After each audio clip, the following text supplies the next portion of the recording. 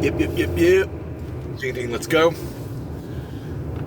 How much easier can life really become when we're decisive?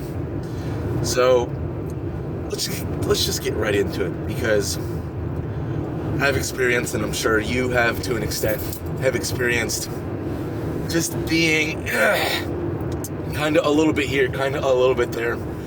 Things get a little fuzzy, things get a little messy, things get a little sloppy. They're just not how you wanted them to turn out. So, in decisiveness, in decisiveness, to say a definite yes or a definite no, to make it known, to declare, to decree, and then to move forth, to carry out what it is that you decide. And I know I'm making the claim that life becomes easier in that sense, and at the very absolute least, it becomes easier to get in line with who you are, with your soul, your intuition. So, to be involved in something, and it can become easier and easier over the days, weeks, months that this is actually practiced, where, and I'm saying practice, but it's life. So you're really like acting it out. It's not practice in the sports sense. It's playing the game. Like every activity is really the big game when you really get down to it. Because whether it be your work life, your home life, friends, clubs, events, whatever, where it's like it's show time every time, and to really get in there, and like I'm saying, over the days, weeks, and months that you practice this decisiveness, this is a definite yes, this is a definite no,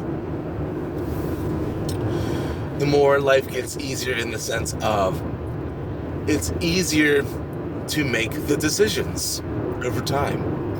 And this goes down into the deep depths of yourself, the heart and soul, because if we don't really know who we are, we're just gonna make wishy-washy moves. And yeah, they can technically be seen as decisions, but if we're thinking about it, worrying about it, considering all these things like after the fact or during the fact, before the fact of these actions, these decisions being made, it's diluting. It's diluting of our energy, it's diluting of who we are, and it's sending a signal to ourselves that's essentially saying, hey, I don't really know who I am, so therefore I don't really know if this is really the best for me. Some of it's yes, some of it's no. So, right? It's kind of like that energy. And I'm really trying to drive the point home that indecisiveness, it's honing us, it's sharpening us. So the more and more we are really getting in line with definite yeses and definite nos. So, and then I wanted to get into specifics of, you can get to a point, if you're not there already, you can get to a point where if something feels partially right, but partially not right in terms of resonance and alignment, right? If it's even like 80% there, where it's like, let's just say you're considering buying something that's relatively expensive, that's going to be, in your house, and you're going to see it on a daily basis, let's just say, and you're like 80% there, and you're like, I like all of this stuff about it, but there's just a little bit that it just doesn't seem right. doesn't feel right.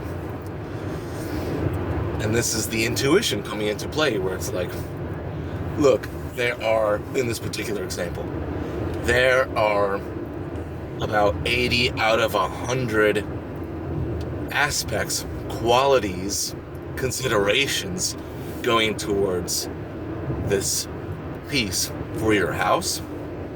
And that's very cool. But this particular one isn't the one. And now that you're getting this sense, this is the intuition talking to you. Now that you're getting that sense more and more of what you do want, you can quickly, easily say no to this, and you can move on to better things. As life goes on, you're going to further and further hone in.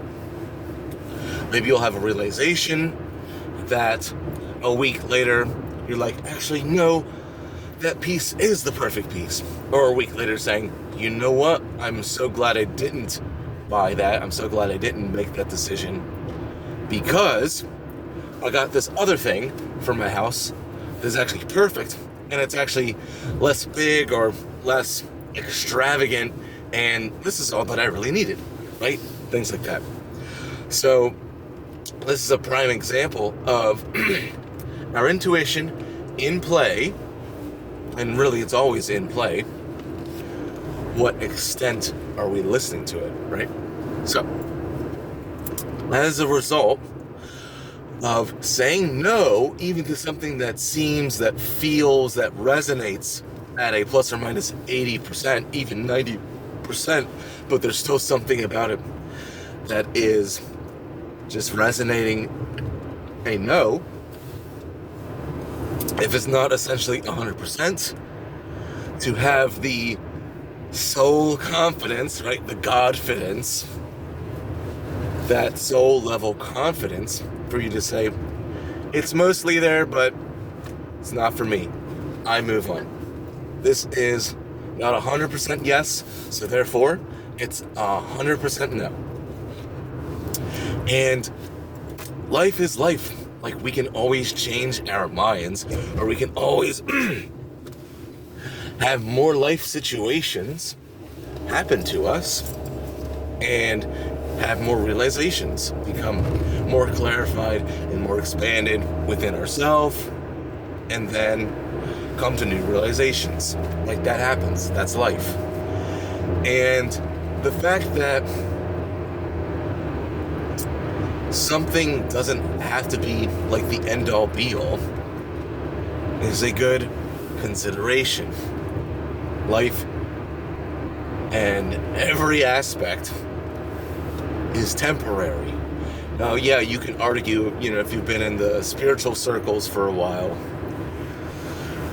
or if you've done, a lot of meditating and really gotten attuned with your quote-unquote soul, intuition, etc., and you feel like there is an eternality to an aspect of you, even if it's not the physical body and the physical life, that's fine.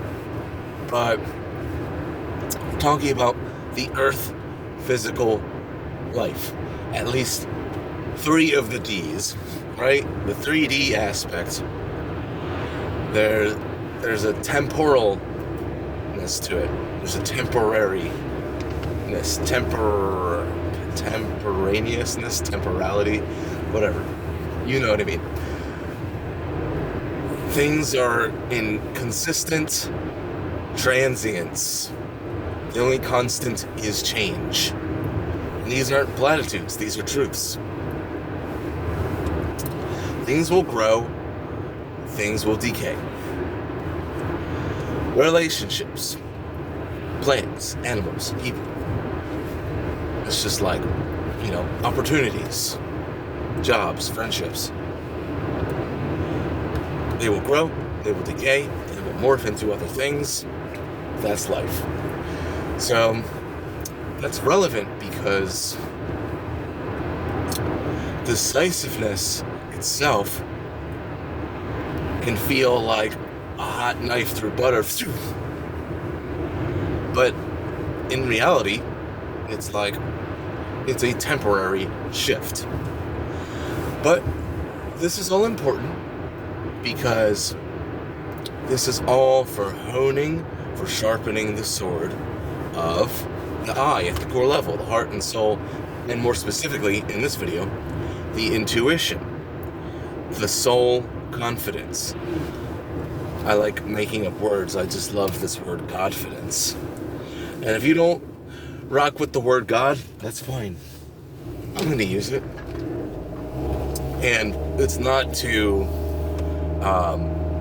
give props to any certain religion, but there's much to be said, there's much to be gained in living a sort of, I don't want to use the word spiritual, but spiritual, like metaphysical, otherworldly aspect of life, to acknowledge it. There's much benefit to be had in that. And go ahead, look into studies, published journals, etc., about things like, belief in a certain spirituality, or studies related to meditation, yada yada. So, but this confidence, this Godfidence, this soul level just knowingness, that's what we're getting at here. And not just this video, but just in life, where if we have that sturdy, solidified, stable, grounded, attuned, right? If you've got this radio tower, good to go, your intuition just, sending those signals, you're being a real wide vessel, you're just winning life, because you have these choice points, these crossroads, just so many, even in a single day. A thought, do I act upon it? A person, do I engage? If yes, then a certain topic, which certain topic, right? So it's just, even in conversation, just so many choice points. But at work, at home, in traffic, at the grocery store, what do I buy? What do I not buy? Which road do I take? Do I really listen to the GPS, right? Things like that. And, driving is a good analogy, because I've been in situations, and maybe you have too, where the wishy-washy decisions, the maybe types of decisions while driving are not only dangerous, but they've caused many close calls with me. And I'm sure with other people, maybe you, maybe someone you know, where the indecision, the sputtering, the stuttering, do I go, or do I get over, or, being distracted and not looking in the, the right side view mirror, and just merging, and then, and just things like that, where covering all ground, and just, you could do it relatively quickly. Now, I'm connecting the driving analogy with us, with our intuition, where just cover all your bases. It doesn't have to take forever, but cover all your bases. Look at all your mirrors, get the sense, right? Do your best to see where you are, and gauging what's behind you, what's in front of you, what's beside you, right? Gauging all of these things, and then confidently making a decision. And this confidence increases the more we really get in tune and listen to ourselves. And that comes through more quiet times, more stimulus minimum moments of, and it could be, out in the wild with people, with places, with things. It doesn't have to be like sitting, eyes closed and all that, even though there's much benefit to that and journaling and contemplating and all those things. But what we're really getting at here is knowing more and more of who you are so that you can get better at life, and life gets better because your perception is changing. Reticular activating system, you can look into that, but your perception is changing. So basically this is a snowball effect of getting better at gauging your existence from the non-physical aspect to the physical aspect, right? Catering to all those layers, all the non-physical and all the physical. So in past videos I would say physical and metaphysical, but we'll just go physical, non-physical, right? The non-physical thoughts, intuitions, emotions, things like that. Premonitions, ooh la la, dreams. So yeah, visions. These are all very real aspects of the self. And if you're not doing it already, you would greatly benefit in acknowledging, addressing, appreciating, and utilizing the non-physical aspects of yourself. There you go. Nice little sidebar for you. Right. The more we're addressing the non-physical and physical aspects of ourself, right? We're gauging, we're using the mirrors. We're just getting better. It's like wanting to be better and better at a sport. What are the parameters? What are the dynamics? What are the considerations that are worthy of being considered, worthy of being utilized? Okay? Utilize them. And feel free to take notes. Feel free to observe and consider what you could be doing better. And then the next time, do better. So, in aspects like that, and the real sort of lesser appreciated non-physical aspect of intuition is the type of realm that I'm really into, because not only do we have it, and I'm shouting at the rooftops, here and there symbolically, maybe sometimes literally, not rooftops, but mountaintops.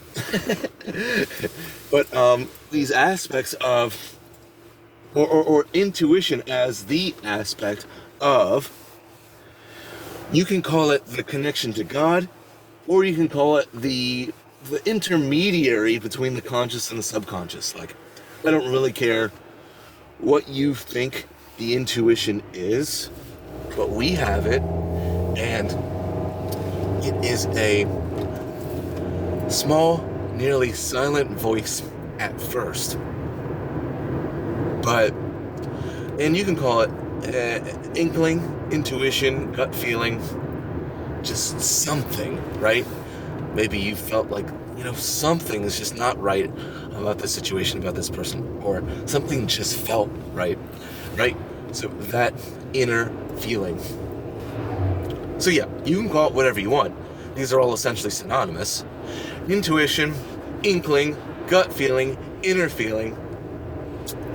Something, right? Something just told me to do it, or to not do it. So we have it. Let's acknowledge it. Let's appreciate it. Let's praise it. Maybe not go that far, but whatever. Just know that it's real. Know that we have it. And to listen to it more and more and more over the days, weeks, months, years, decades. Because, well, first of all, why not? And second of all, it's, in my experience and the experience of many others, from what I've gleaned, from what I've heard other people speak, and combining that with my own experience, it's the ultimate confidant, right? And how perfect that I'm speaking of confidence, but this is the confidant right here. Intuition is our ultimate confidant. And you don't have to, try to get like a perfect score. Like, yeah, my intuition, my gut feeling is 100% right all the time. Because sometimes the intuition is just simply leading us somewhere. So it doesn't have to just be like the decision point. It doesn't have to be like the final say aspect of yourself. But what is important is to know that it exists. I know I'm talking in repetition, but it's important, and it's bringing forth the momentous conclusion that the more we cater to ourselves at the core, heart, and soul, intuition level, the better we're gonna get at life. And really, what else? What else do you want? What else do you want?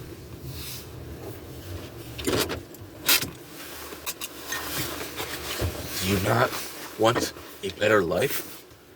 Do you not want life to be less scary?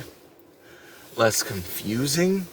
Do you want life to be more wholesome and fun and more like an adventure? It reminds me of this quote, I'm paraphrasing, but it's like, you don't actually want life to be easier. You just want to, I think it's something simple like, you don't want life to be easier.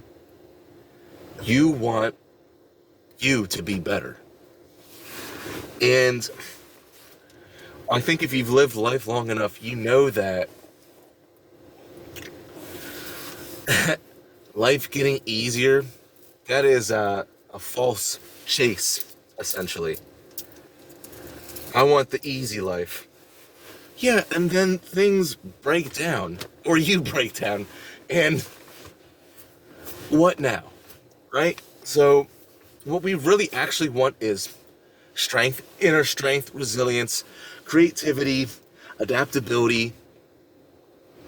We want this plasticity. We want this flexibility so that when life inevitably crumbles or implodes or the sands shift and your so solid framework isn't solid anymore and you have to make new things happen for yourself, you just want to be sturdy, right? At the core, right? At the physical body core, yeah, like you want to strengthen your core, but you want to strengthen your core, your inner core, your heart and soul. And intuition is your confidant, right? It's like, hey, I have considerations, I have insights that you're not consciously considering in your beta brainwaves, and not like alpha male, beta male type of thing, but brainwaves, search them up. Alpha waves, let's see, it goes beta, alpha, theta, delta. Those are the main ones, at least. So yeah, let's just wrap this up. You don't want life to be easier, you want you to be better. How are you going to get better? How are you going to do it? Well, figure out who you are, obviously. Get better at the heart and soul and core level, obviously. But it's much easier said than done. That's why I'm dedicating my life to honing, strengthening, sharpening, and just giving it out. Most of it for free, but hey, if you're feeling the love, hire me for consults, buy one of my products, etc., etc. Anyway, this is Mac 11. Much respect to you, much respect to us We're being more resilient, more adaptable, more insightful, becoming better people at the heart and soul and core level, using our intuition, snowballing, upward spiral. Good stuff. Catch you later.